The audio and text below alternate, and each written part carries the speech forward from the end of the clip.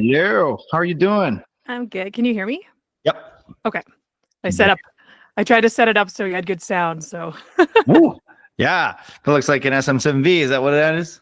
oh, it sure is. Because All right. every indie artist has to have one. It's true. Yes. I'm just not faking it with lip syncing right now. I'm actually talking. Yeah. You can hear the velvety patter of the mic. Well, hey, thanks for joining.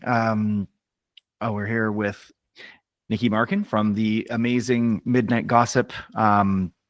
Thanks for taking some time to chat tonight. We're just gonna get caught up, and then also just gonna ask you a couple of questions about your creative endeavors, but then also touch on a couple of the entrepreneurial endeavors that you undertake as well. But really, first off, just wanted to kind of get a little bit of background. I mean, things that you can't necessarily see in front of the curtain, from kind of your origin story with Midnite Gossip and how things kicked off, I guess, leading up to 2022, but then also, how things got started. Yeah. So, obviously, Midnite Gossip started in 2022. But before that, I was a singer-songwriter and independent artist myself with a solo project for a lot of years. I've been playing guitar since I was a kid. I picked up my mom's old classical guitar when I was 13, 14 years old. So taught myself how to play guitar. So I've always been a musician. And yeah, around 2019, I decided to finally take it seriously. And that's kind of when I took vocal lessons for the first time in my life. I was always self-taught at everything. And I'd started my master's program in 2019, and I was doing a lot of training in other ways. I was doing dance and all these other things. And I was I've never actually taken vocal lessons. So I started doing that, which was amazing because that's actually when I started to build a music community as well through, obviously doing vocal lessons, meeting other singers, meeting other artists, and really started building some stuff back in 2019. And then, of course, the pandemic hit, which affected everyone. But I didn't let that slow me down. So kind of during those years, I was just trying to get myself out there as much as I could. So I was finding online, open mics and stuff like that and other communities to kind of dive into. So I was really active online doing a lot of that kind of stuff. And then finally, yeah, in 2019 and that time period too, I started to learn how to produce as well. So something I learned while doing all of this online stuff was I was playing a lot of real sad girl indie music. And nothing wrong with that.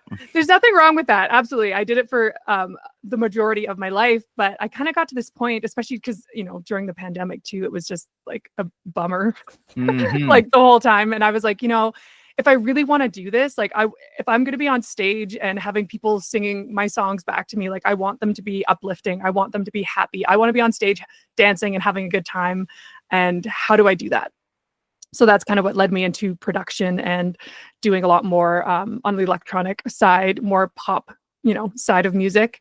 And that, led me down the production path, made a bunch of demos for a bunch of songs that are songs that we're playing now as Midnite Gossip, which is very cool. And then, around 2022, so Mickey and I, my bandmate, we have known each other. We met each other in the MySpace ages. So that's probably dating myself. I know of what you speak, so it's not. Don't worry. For all you kids out there who don't know what MySpace is, so we met in the MySpace days. So thanks, Tom. Good old Tom. Good old Tom. Whatever happened to that guy? So we met a long time ago. We always followed each other's music projects and stuff like that. And then 2022, around the fall, he came back to social media. He was off social media for a long time.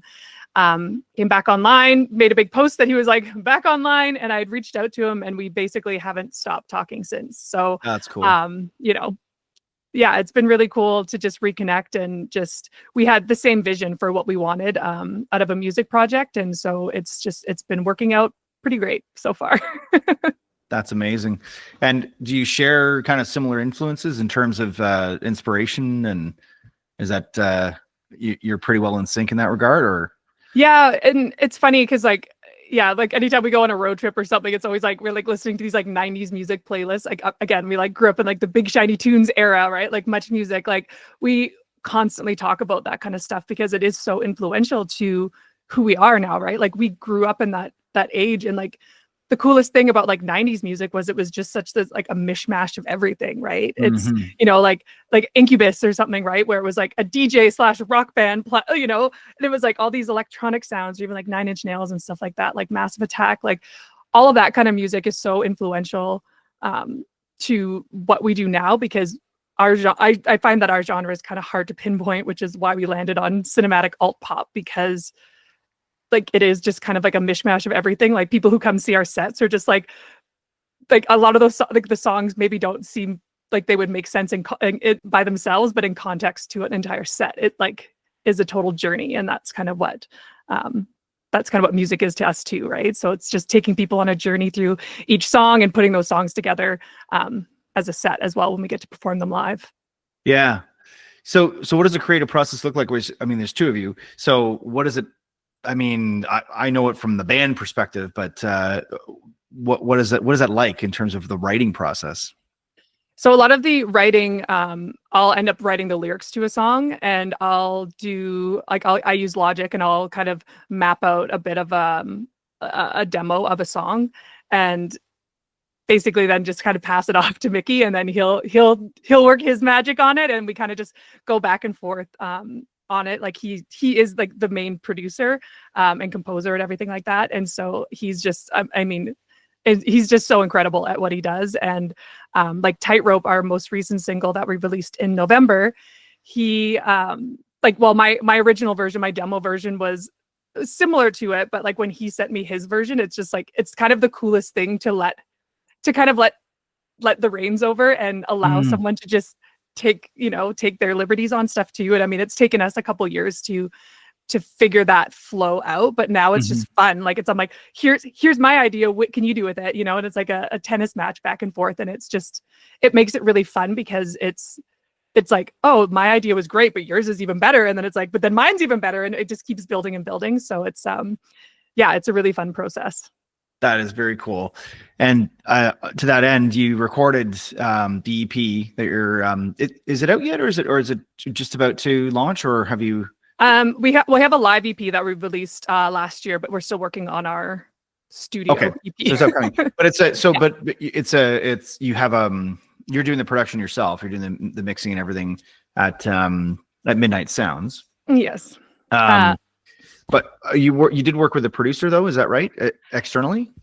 So we do everything in-house. So like we do like record all the vocals, we do all the production, everything. We do most of the mixing, and then we pass it off to someone to do the final mixing and mastering. Okay. Yeah. Got it. But so obviously in terms of sitting down and getting a final product, is that still something that you're kind of ping-ponging back and forth, or oh yes, we spend many hours like meticulously like sitting next to each other in front of multiple screens, just like nitpicking, meticulously combing through like every sound, every step. Like the stems that we have on like one song is insane. Like it's and I laugh because a lot of again with a band, right, it's like, okay, you've got your guitar, drums, like you got that. It's like ours are like hundreds of stems per song. Wow. Yeah. They're layered. It sounds more like when Logic user as well, and you see the stems from I think some of them come coupled with like a Beck release, and there's a Billie Eilish release, and the vocal tracks alone are multitudinous. There's probably I don't even know how many, 80 or 90 for one take type of thing, vocal tracks. So it's pretty elaborate. Yeah, we don't quite go that far. I mean, there's an aspect I think with recording for me that I'm just like, okay, this is a timestamp, and it just like it is going to be what it is. So we try not to crazy overboard, but we do put a lot of layers and nuances and harmonies, and there's so many stacks in ours. Yeah, that's great. That sounds like a lot of fun. So I couldn't personally get to see you at Winter Song. I know that Dwayne, our drummer, got a chance to see you live, but how does your studio work translate into your live performance? So we use backing tracks when we play live, which is always fun with technology. Oh yeah. But yeah, a funny part of like what we do is, and not really realizing it when we first started, was like now we have to have multiples of every song, right? So like the song that we generally release on Spotify or something isn't the song that is what we play live. Like a lot of times we're adding, a longer bridge or an intro or an outro or something, and we have to get it mixed separately. So Sure. we end up having just like we have like a Google Drive that's just terabytes full of stems for different purposes, which is pretty wild. But we're like, okay, this is what we signed up for. So but yeah, so live we play obviously off the backing tracks that we produced, and then I sing, and I have like a vocal pedal, and then he drums live. And it's not a digital kit though. It's an acoustic kit. Is that right? Yeah, he does an acoustics kit, and then when we have the availability of a screen or something, we do custom visuals. Mickey is a visual artist as well, so we have all these custom visuals that get to go with it when we get to play bigger stages with video walls and things like that. Nice. So obviously, I mean, backing tracks and set to a click, so you know where all the cues are and everything, and that's something that both of you worked on. So you've got basically your live set show, and then you've got and those are different interpretations of the material for when you play live. Yeah. Nice. I also wanted to ask, I mean, he's a visual artist, so presumably had a lot to do with the video, and then nominated for the California Music and Video Award. How did that even come about? I mean, did you approach them, or what's the story there? For the award, like how we got nominated? Yeah. Yeah, I mean, same as anything where you just have to submit to it. So yeah, we were nominated for 3 awards at the California Music Video Awards, and then we were just nominated for another one at the CIMI Music Video Awards, which was also in California. Right on. So, congrats. Yeah, we were like, cool. We got some like international recognition, which is very cool. And then last weekend they played our video like on the viewed our video at the CIMI Music Video Festival. So got to see some behind the scenes of like my face real big on a screen. Nice. Yeah, that's good. That's really cool. And was that something that you knew you were kind of going to go after, or was it kind of an after effect of saying, we heard about this, and so let's go for it? Yeah. So with Mickey, like he directed the video as well and everything, and he's very into cinema and movies and stuff like that. So music videos were always a big draw for both of us. Again, growing up in the MTV Much Music era as well, right? Like we love that kind of stuff, and just it's another vehicle.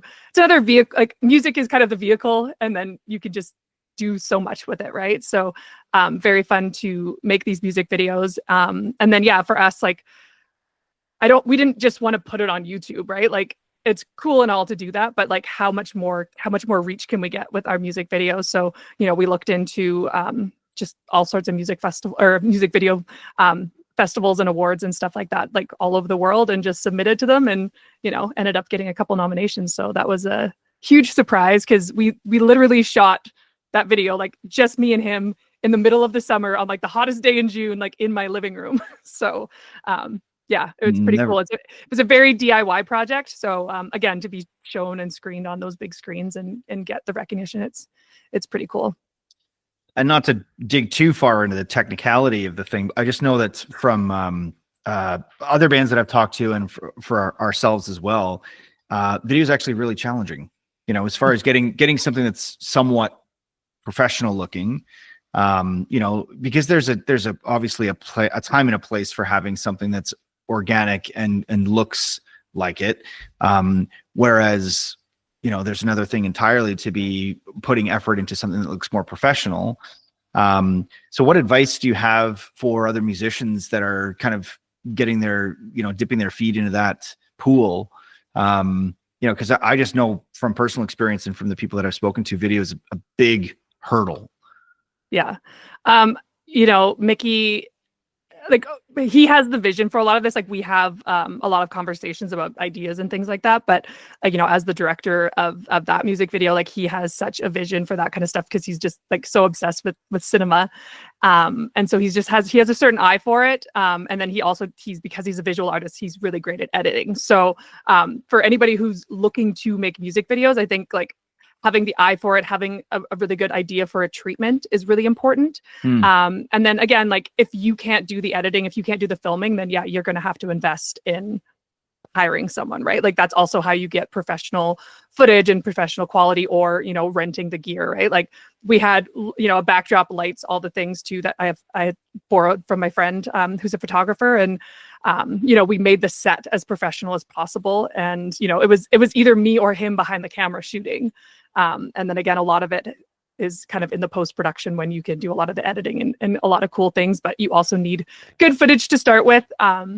But yeah, I mean, if you can't do it yourself, then definitely hiring people is helpful. But I mean, we love the DIY.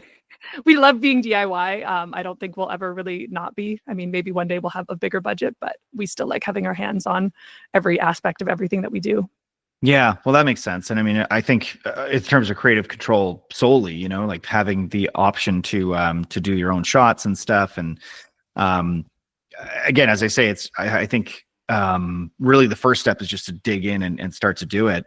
You know, if you've got someone that is close by or you know, that has access to some gear that you can just get started on, you know, but even not, if you have a line on anybody that does this type of production work, just jump in, I guess, right? Yeah, I mean, you just have to kind of try too, right? Like you can still do a lot with a phone. You know, we actually, for like Tightrope, when we released that, not that we made a music video for it, but we went and shot a bunch of the reels and everything just with our iPhones. And like a lot of that stuff turned out really great. We're like, maybe we should just turn this into a music video instead of like going through the trouble that we did before. So like, I think you can do a lot if you're just creative and just allow yourself to be creative. And if it sucks, it sucks. And if it's great, it's great. Like, you know, you just have to try. It's interesting how, you know, in some cases you get through all of the things that you need to do as an artist. And then in some cases it's, do you have any room left for creativity? Right? Because you've gone through the promotion aspect, you've gone through the you know, managing the money, you've gone through, you know, and in some cases that means managing everyone's input into the project. And so, and also being your own social media coordinator, et cetera, right? So it's like, where is the time for creative process? You know, but do you have any advice on how to sort of keep those things separate and sacred? You know, I get to work with a number of artists that ask me that question too. And for me, I always just let them know that, you know, I think creativity comes in seasons. You know, it's like, you can't be creative all the time. Like that's not sustainable. So I think it's just like those moments that you aren't creative, then it's okay. And just to like give yourself some compassion, show yourself some grace that, you know, you can't just be in creative mode all the time. Because again, like you said, right, it's like I'm wearing the producer hat today, which is still creative, but you know, different, right? Or I'm wearing I have to do my accounting bookkeeping hat today. And it's like so many of those things you just have to balance. And again, I think it's really up to the person to figure out what that balance is, but just allowing yourself to just not feel obligated to be creative all the time, because I think it's like you need those lulls, or you need those, that's for me anyway, I need that separation from creativity to kind of have that spark back, right? Like it's just like sometimes I'm like really busy doing the business side of things, and then usually when I'm really busy doing something, then I'll get creative, right? Like it's just because you're like, oh, I'm so far on this side that like creativity is like, come back over here, and you're like, okay, and that's kind of what kind of helps balance me between the two of them. But that's you're just for me.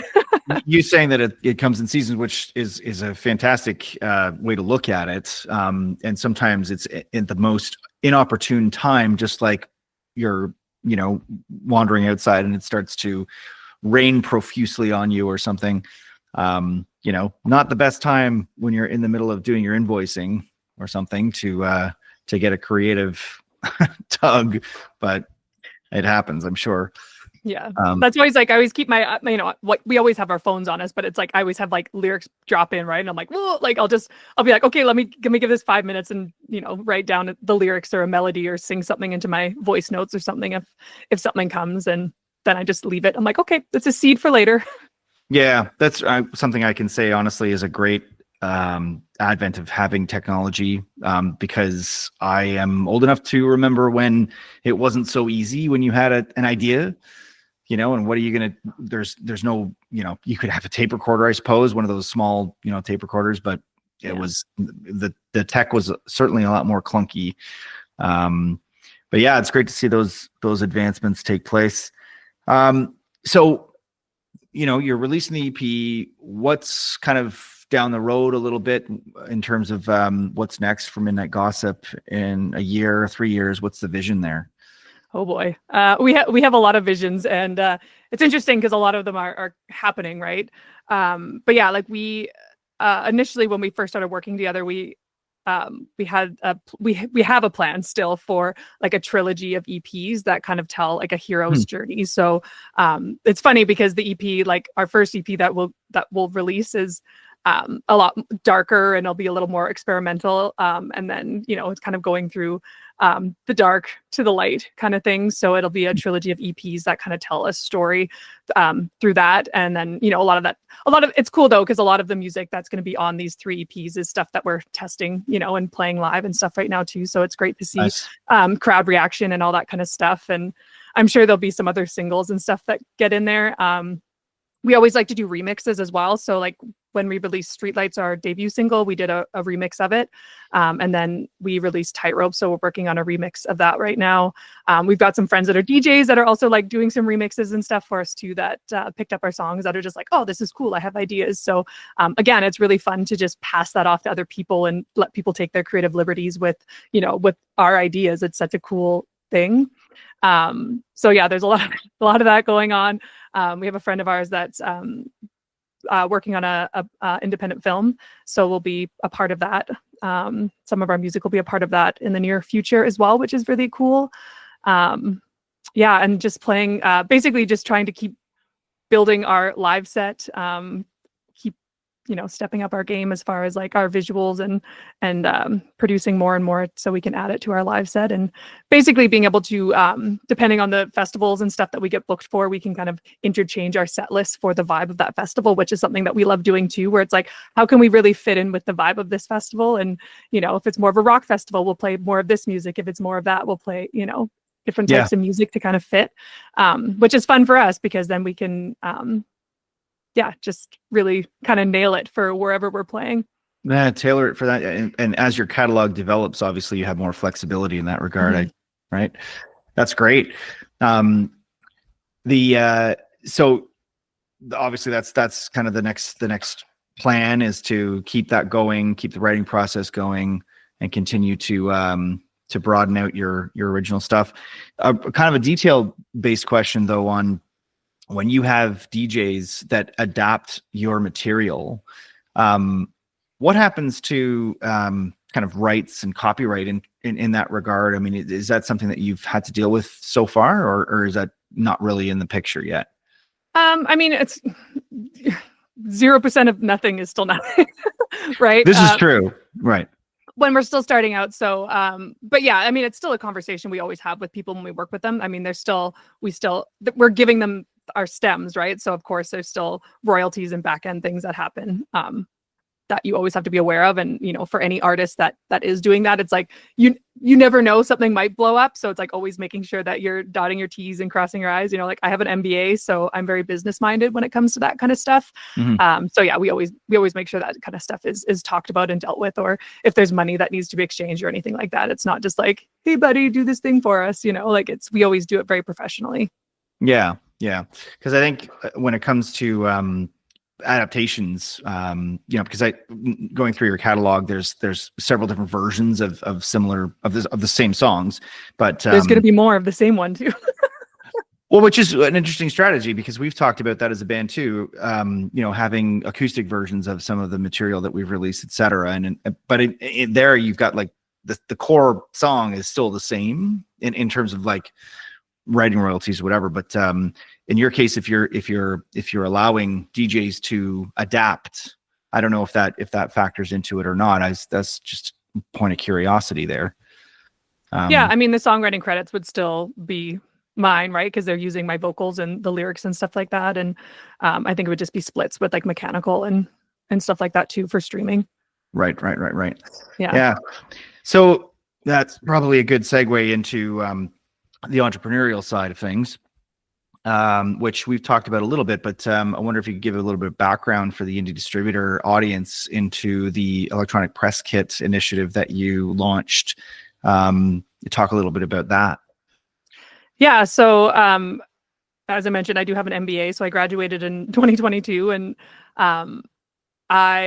once I graduated, I was like, okay, I have to use this for something. It's a degree in entrepreneurial management. So, I had a business coach at the time who was like, oh, have you thought about being a consultant or being a coach yourself? And I was like, oh, never really thought about it. But she kind of was the first person that planted that seed for me. And I was like, how can I make this work for what I want to do? I didn't really want to be a business coach in the corporate world. So right. That's kind of where the Indie MBA came from. And, just to really help indie artists get booked and get paid and get known. And that was kind of the whole premise of it. And really, when I kind of distilled down everything that I'd been experiencing over the last couple of years with Midnite Gossip, I was like, what does every artist need? And it's like an EPK. And the first time I ever heard about an EPK was back in like 2021. I did Canada's Music Incubator. I did their Artist Entrepreneur West program. Right. And I remember, and I remember hearing about an EPK, and I was like, why is this so confusing? Like it was confusing to me back then. And then when we had to go release our song Streetlights in 2022, I was like, okay, I have to do this EPK thing. And I scoured the internet for like so much information. And I was like, I understand what it is, but like nothing seemed like a consolidated, easy way of explaining it. And I don't know if you've encountered this as well in your journey of being an artist as well. So I just kind of took it upon myself to start building out these processes for myself, because in business, right, systems, processes, templates, like that's how you make business easy. Like that's how businesses work, right? So I'm like, how can I do this? So I basically just started documenting my process of how I built EPKs, because I'm like, I'm going to have to keep doing this over and over and over again, because you need more than one electronic press kit. Yeah. One is not enough. And so, yeah, I basically was documenting all this stuff as I was building it. And that's what turned into the EPK blueprint. And so this is a resource that I've actually built that has literally everything that you need to get booked, get paid, and get known within it. So that's like a EPK checklist that gives you like all of the assets that you need. It comes with like a bio writing guide, a press release writing guide, a one sheet template. So I've actually built Canva templates that you can just plug and play that are super simple to use. And then I even talk a little bit about branding. So I have a branding guide in there as well that really demystifies branding in the most simple, straightforward way possible, because that's always such a big mountain I find for artists to understand, is the branding side of things. Mm-hmm. Yeah. And I mean, it's a fantastic resource. I'm going to ask where people can get it, but before we get to that, since you've sort of adapted it, what are the major changes maybe that you've made to evolve the product set as you've gone forward, like things that you've learned since its first inception? I think the biggest thing for me has been just to really like dumb it down as much as I possibly can, like for myself first, right? It's like, what is the smallest kernel of what this information needs to be to make it relatable? And I can't remember if it was you that said this to me, but somebody, when I gave my workshop at Winter Song, was like, oh, when you said an EPK is literally just a folder, it was like an aha moment, right? Because that's all it is, right? It's like your EPK is literally just a folder of assets.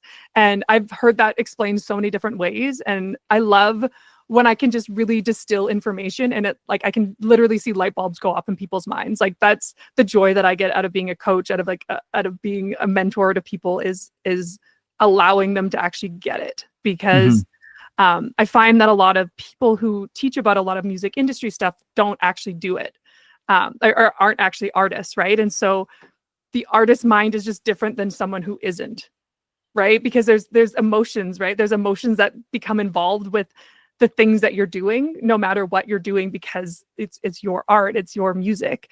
And so just really trying to make the information so simple and so basic that anyone can understand it, because it's really not complicated, but the way that it's talked about is a lot more complicated than it actually is. I would agree. I would also say that, even just talking earlier about splits, et cetera, and just, there are so many aspects to the music industry that are not simple. And as, individuals trying to navigate all of these choppy waters, having resources like having the EPK is fantastic, because, as you say, it kind of consolidates everything in one place and gives you everything that you need to see, and with templates that make things really plug and play, extremely valuable.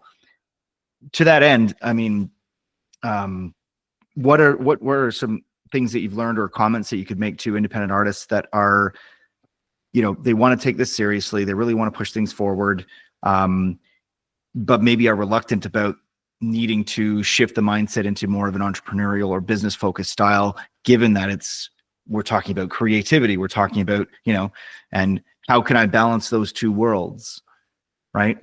Yeah, I think when it comes to creativity, and I say this to a lot of the artists that I work with, like, if you don't want to do the business side, then don't do it. Just make music. But if you want to get booked, if you want to get paid, if you want to get known, if you want people to stream your music, then you have to act like a business, because you are, right? Like, you are making a product, which is music, and you're trying to sell it. So you're a business. And I know that can feel icky. And it really did for me at the early stages. I was like, oh, but it's my art. And, like, how do I make this a product? And it did feel weird. But the second that you actually allow it to be a business, like, it kind of shifts your mindset too, I find, where it kind of takes, there's kind of like something that Mickey and I always talk about when we're making music, especially because I have to let go of it, right? If I write a song, I have to let go of it and give it over to him to allow him to do his work on it. And at that point, we allow the music to be like outside of us, right? We're like, okay, it's not mine anymore. It's here. And it's like this separate entity. And we're like, what does the song want? What does the song need?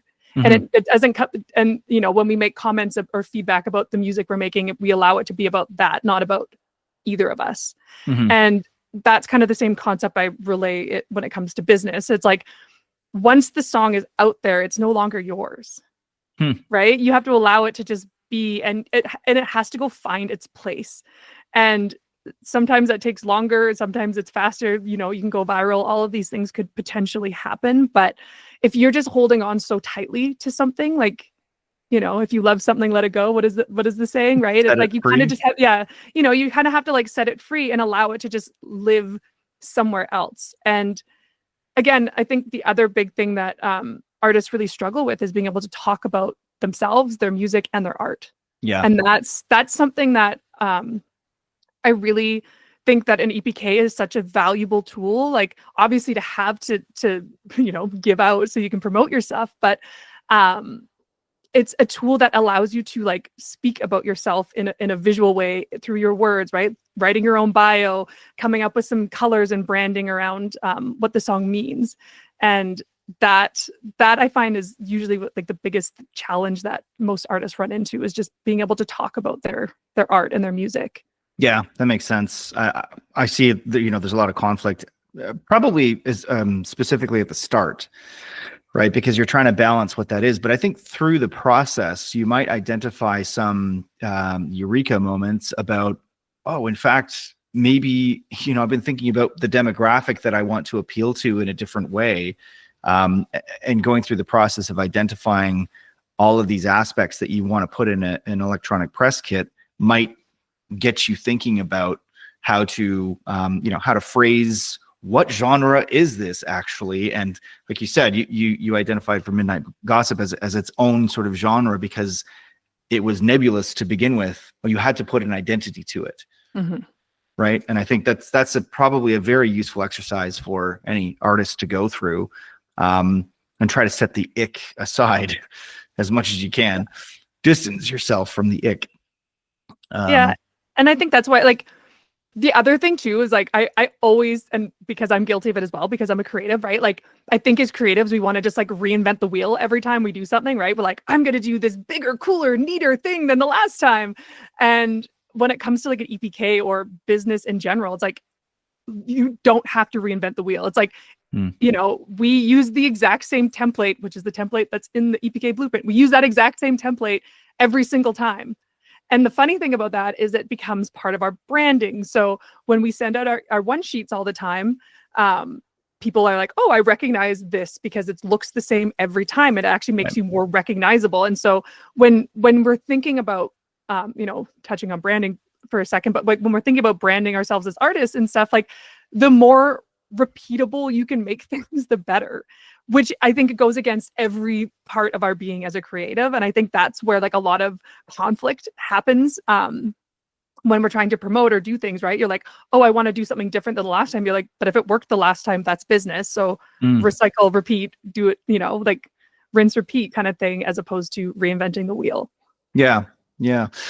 Well, and brand is its own conversation entirely, right? But I think that's another huge mindset shift for artists, because especially a lot of our inspiration comes from artists that almost didn't need to think about that, or it seems as though they carry themselves in you know, they're above all of that. But the reality behind it is that no, there was a lot of thought put into exactly how they're representing themselves. And, you know, and if, you know, Kurt Cobain, part of the brand was he was, you know, very anti-establishment and you know, not interested in taking part in those aspects, but that was the brand, you know. So it's like, if that's not what you're trying to achieve, then you need to identify exactly what those things are, and like you say, just keep representing it in that way, for people to continuously identify with it. Yeah, and I think it also plays into your comment about repetitive, you know, having something that takes the hard work out of constantly having to redo your, I mean, when you have a stage plot and you're sending your stage plot out to a sound person to work a show, do you have to reinvent the stage plot every single time from scratch, or do you have a template? I mean, you know, so the same things should really apply when you're talking about some of these assets. Yeah. Well, even to like, I will say too, I think, you know, when it comes to writing a bio, for example, like, I think that's a huge hang up for a lot of artists as well. They're like, I'm a great songwriter, but I have no idea how to write my own artist bio. But the second that, like, I don't know, like our bio that we have, like, we just keep building on it. Like, we don't have to change a lot about it, but it's like, once you actually have it mostly written and you just keep, like, it's like, oh, we got an award, so like, let me just go add in another sentence about an award. It's not like I'm reinventing the entire bio. I do write brand new bios for every single that we release, but you know, it's like, you don't have to reinvent the wheel. And like, that's the biggest thing that I've been learning is like, oh, once you have it, you have a good template and you have it there, then you can just keep adding to it or adjusting it. You're not starting from scratch. Yeah. And I think as long as you're willing to put in that upfront work, which is arduous and awful and annoying, and believe me, like, I have been through it. Like, I remember writing the first bio for Midnite Gossip and I was like, oh my God. And like, now it's become easier because I have been doing it for the last couple of years. Right. And I challenge myself to do that, just to make it, you know, easier. Yeah. But yeah, I think you do have to put in the upfront work, but it does get easier. Yeah, that's great. Okay. Well, thank you very much for talking through, you know, the creative aspect, and I'm really excited about what you have going on with Midnite Gossip as well as the EPK initiative. What's the next show you have coming up? We have a show on March 3rd. Okay. So we're doing a live podcast interview so it'll be recorded and everything, and then a live performance, which is very fun. We will also actually be heading back to Ontario in a couple weeks. Oh, nice. Yeah, we'll be in Brampton this time. Midnite Gossip got chosen for CMC TV Talent Season 3, so we'll be on an episode that will air sometime in the fall. Very cool. That's very exciting. And yeah, we've been getting some festival approvals and stuff coming in. So some offers coming in. So busy doing that. And then we have another show coming up on March 29th in Fernie. We're opening up for a band called Cold Flame out of BC. So that'll be a very fun show. We're excited to, that'll be our first show in BC. So very excited. Amazing. That's great to hear. And great to hear that you're keeping busy. And then where can people get a hold of the press kits, the package? So you can find that at the Indie MBA. That's my Instagram. So it's just in my link in bio there. And it's available there now. And you can find me at Midnite Gossip as well, everywhere on the internet. On the internet. Excellent. Everywhere on the internet. Yeah. Perfect. Well, thank you so much, Nicky. I really appreciate your time, and it's great to see you. And I'll look forward to seeing you down the road. Hopefully, we'll get an opportunity to play another festival or show together. That would be maybe Gossipalooza. Yeah, that would be great. It's going to be a big one this year for sure. So, cool. Thank you so much, Nicky. So what? Just off record, my process here is to compile the conversation, get some excerpts from it. And then ultimately it probably takes a couple of weeks just for me to throw it all together. But then it gets posted to Indie Distributors socials, which I don't personally run, but it gets passed over to them to do that. And then kind of a transcript of the conversation goes on the site. Nice. And I don't know if you have any available photography or imagery, logo, that type of stuff, Yes. album cover stuff, any of that stuff. If you could, you probably have a link to your folder actually for the EPK. I will send you my EPK. It was funny. I was thinking about it today because I was like, I have an EPK I have like a one sheet for, I have an EPK for Midnite Gossip and Indie MBA. So I'll send those over because I was like, Sweet. Oh yeah, I meant to do that. And I forgot because life is busy right now. Life is busy. I hear you. Yeah. So I'll just send you the EPKs for both of them just after I get off this call with you. So I don't forget afterwards. That's perfect. I can leverage all that stuff. And if I need anything, I know where to find you. Yes. But I also owe you that video testimonial, which I intend to do by March the 1st. I think that's my deadline, March the 1st. Gotta give people a deadline, otherwise they never do it. Don't I know it? Yep, that's for sure. Yeah, in my former life is kind of in print. I'm actually doing another print project right now, but like you have print to house help. though. Pardon me? Like what? Like a magazine. Newspaper? Oh, magazine. Okay, yeah. Yeah. What are those? But yeah, you have to give people deadlines or else things just have a way of drifting into the ether. Yeah, we use Asana for everything. So we have like an insane amount of like Asana projects. It's like every time we get a new show, we're just like, okay, here, and like build out all the, I'm such a nerd. No, we were actually just looking at, I was using ClickUp, but I didn't know if I should try to get the guys into it because they're, I wouldn't say reluctant, but it's a bit more of a challenge just to get everybody on the same page with that. So at the moment, our project management system is a WhatsApp group, which is really I found because when I was looking for a project management software a couple of years ago, I was like, I need something because I'm like, I have so many ideas. Like my entire life is like my whole office is Post-it notes and calendars and stuff too, plus that. But that's just how my brain works. But Asana is great and it's free. I've just been using the free version for the last couple of years, and I'm like, I could upgrade to get a couple extra features, but I haven't needed them. But yeah, you can it's super intuitive for like ADHD people. But it's free, and like I don't know how Mickey and I could function otherwise. And there's just two of us. Mm-hmm. But like just because I can like put something in there and tag him as to be like, I need you to do this, right? And so we can actually do that. So it's something that like when I work with clients, I get them to like, I try to onboard them onto it, like whether or not they end up using it. But I highly recommend that one. I know other people like Notion as well as another one, but even if you just use it, like if the guys aren't going to get on board with it, even if you just use it to keep track of everything, like a WhatsApp is, I don't know how you manage that with 4 guys. No, well, I mean, that's just the way that we communicate. But for task management, I'm using Google Tasks just because I'm I'm in that ecosystem a lot more than not for my work. But Yeah. And part of me is like another project management system might be problematic just because of that. So I don't know that I want to keep a separate one for the band as well, but I totally hear what you mean. Like without that, there's just way too many ideas flying around to keep track of it all. Yeah. So, yeah. Well, it's like we keep like notes. Like if we have conversation, like we keep meeting notes, like, yeah, we have so much shit in there. And to me, I find it better and I don't really know Google Tasks very well, but, it's just like basically the hub that we keep absolutely everything that exists in our brains. And then like, I have like, I have it for like Midnite Gossip and for like Indie MBA. And I have no idea how people function without some type of project. Something.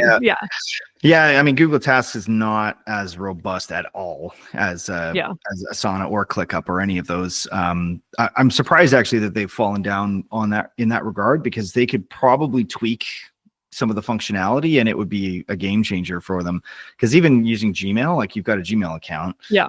If that's your primary method, they've got integrations for creating tasks right within the email, right within Gmail, which I find helpful. And also it integrates with the contact list and stuff like that. So I find that that's straightforward, but I miss having something a little bit more intuitive, like Asana, for those things that are kind of like waterfall project management style stuff. But yeah. Yeah. Cause it's like, it's like production that, like just like you can just make, I just make I love nerding out and making projects. No, that's good. It's like I like planning the party more than I like going to the party, like that kind of person. So, yep, nothing wrong with that. Yeah. I mean, it's its own, as you said earlier, it's its own form of creativity. But cool. All right. Well, thank you again for taking the time. This is awesome. I'm just glad that I'm like more content for me without having to make content. Yeah. No, yeah, for sure. And for me, it's been really interesting just having an opportunity, like giving me an opportunity to talk to artists about what their experiences are, and giving them a bit of a platform, because us as a band, our MO is to want to encourage other independent artists.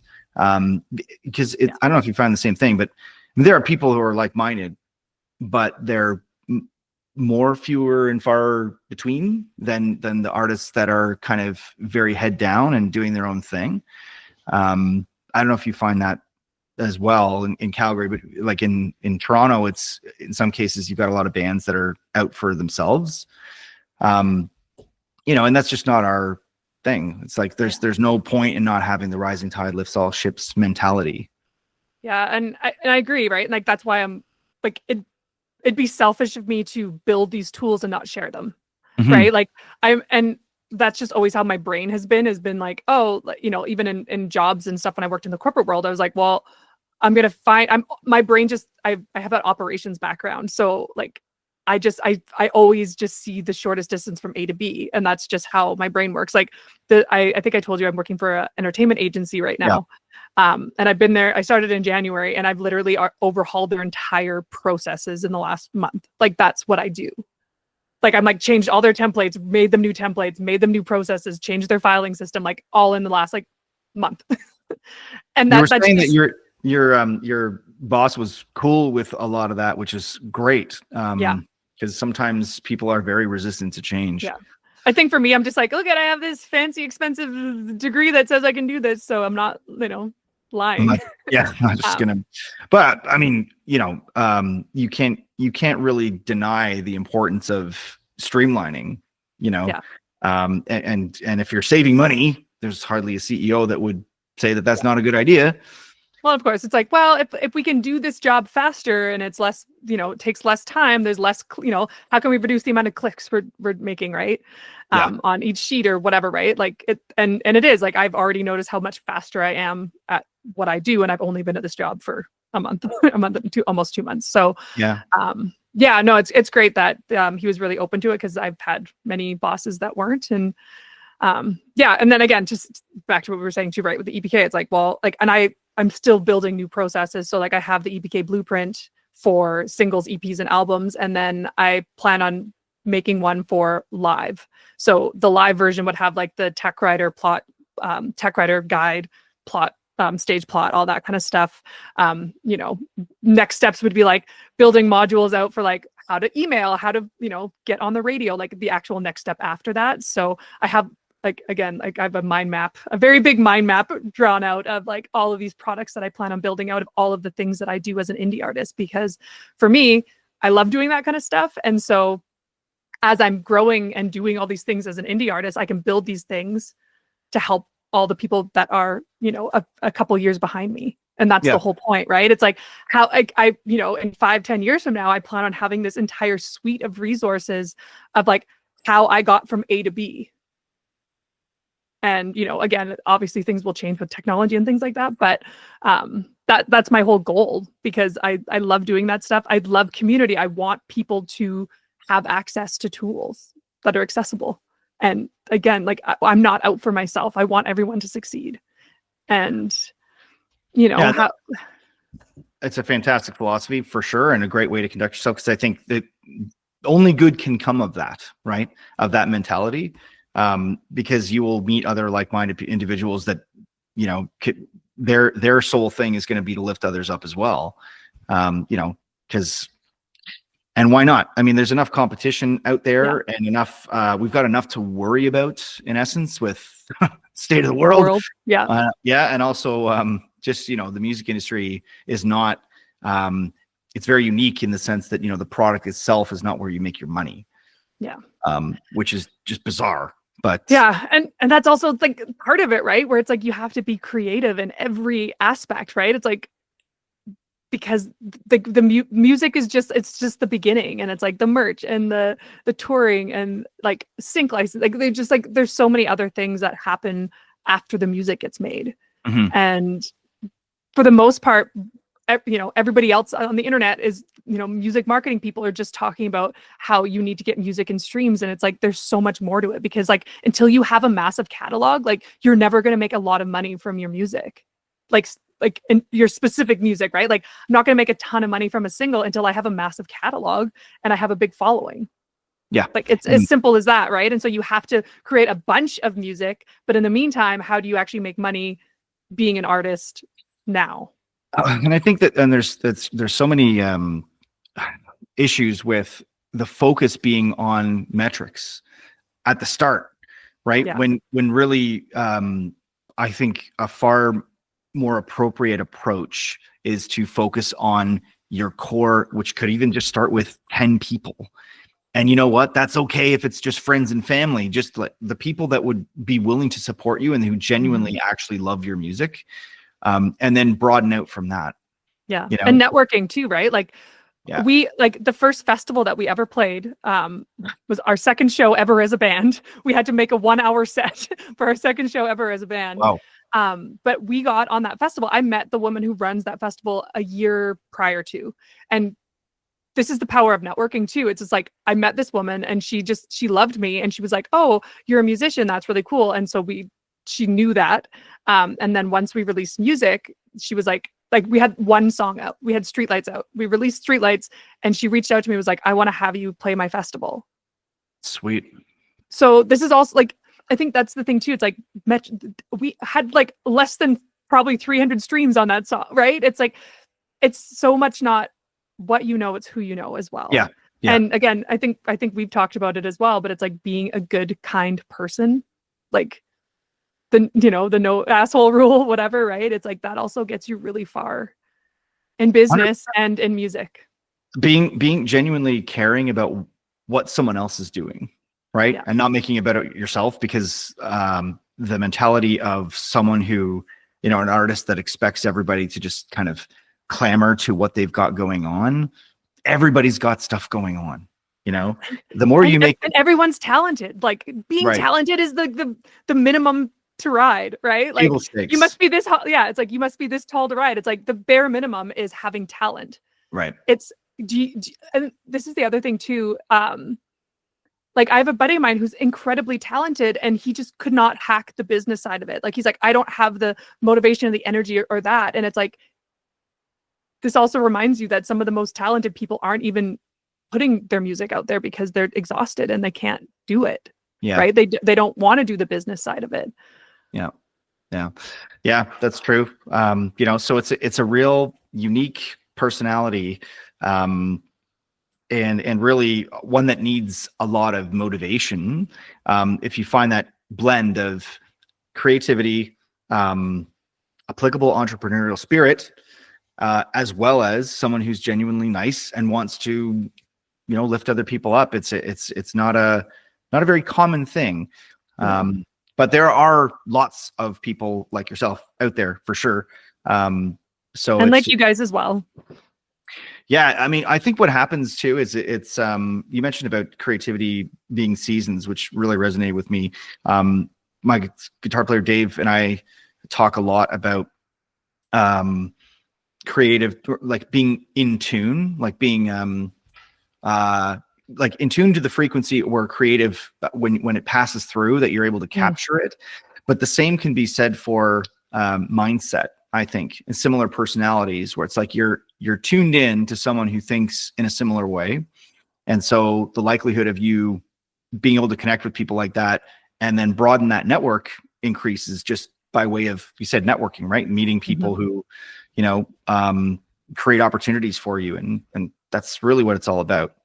Yeah. Yeah. And I think the more you can just really connect with people that think like you, I mean, we need all types of people for sure. But again, when you're connected with people that are entrepreneurial, people that are, chasing their dreams, like even if it's not music related, right? Like I have lots of friends who are coaches and entrepreneurs, and I learn more kind of from them and their challenges because it's so different. And then I have to creatively think about how I could use that experience for myself, like even more so than sitting it, like talking to other artists in some ways. Like I've learned more from that. And yeah, I just think it's so important to just surround yourself also just with like-minded people who are very driven, because I've lost like so many friends over the last couple of years being an entrepreneur and following my dreams, because a lot of the times I find that because I'm following my passion and my dreams, it's like it's such a turnoff for people, because it's not a jealousy thing, but it's just like I've changed so much that I'm not the version of them anymore, like that they liked, right? Like it's just like because I've changed so much, and it's also having to let go a lot. And it's you lose a lot in your life that wasn't aligned when you start following your dreams, is basically what I'm getting at. And that's a really scary, hard part, I think, about actually doing this path, being an entrepreneur, following your artistic impulses and your dreams, is like losing the people that you maybe had before, but also gaining an incredible community once you actually start doing it, because you're much more aligned to them. Yeah, there's so much to be said on that. I totally agree with you. And I think that even happens with people that you were in a creative situation with, but you've gotten to a point where it's like you were making music and it was fantastic at the time, but you're growing at a different rate. Or like it doesn't necessarily, it's not a competition. It's just they just happen to be in a different frame of mind that is apart from yours at this point in your progression. So it's not it's yes, I suppose it's loss in terms of you're no longer connected with that person, but I mean, really, it's for the better, probably for both involved. Yeah. So, or all. But it's fascinating stuff. But I'm gonna let you get back to your evening, because I'm sure you probably now need to get dinner on the go and stuff like that. I have 10 blogs to write. Oh my God. Wow. My other freelance job that I have. So yeah. Well, good. Yes. I also teach at York University, so it's like I get a whole bunch of papers to mark, blah, blah, blah. We all have our, that's what I wanted to mention is I had another conversation like this with a chap named Gerard Longo, who was at Gossipalooza. Really cool guy from he's growing his own sort of, it's called UMC in Nashville. And he said, sometimes he has to take a corporate gig, like to sort of like pay the bills, and he goes through these peaks and valleys of like, I'm working on my initiatives. And then it's like, oh shit, I have to actually make some money. I need capital. But he said, he looks at that as saying, I found an investor, which I thought was a really interesting way to look at it. Like saying, I found an investor for my creative aspect, right? As opposed to thinking like I'm selling out or that I'm, sacrificing part of myself. It's like, no, my eye's still on the prize, but this is I found an investor for my initiative, which I thought was pretty cool. I'll probably borrow that one. I think that's a really good one because Please again, do. it's all mindset, right? It's like, even for me, I'm like, I have a full-time job right now, but it's in music. So I'm still working full-time in music. Yeah. Yeah. Like it's my ideal situation, really. That's awesome. And I love that you're still liking it and that it's still kind of floating your boat. I think that's great. I mean, it's only been a month and a half. So maybe a bit premature, but it's good that you're still sinking your teeth into it. So awesome. Well, Nicky, thank you again.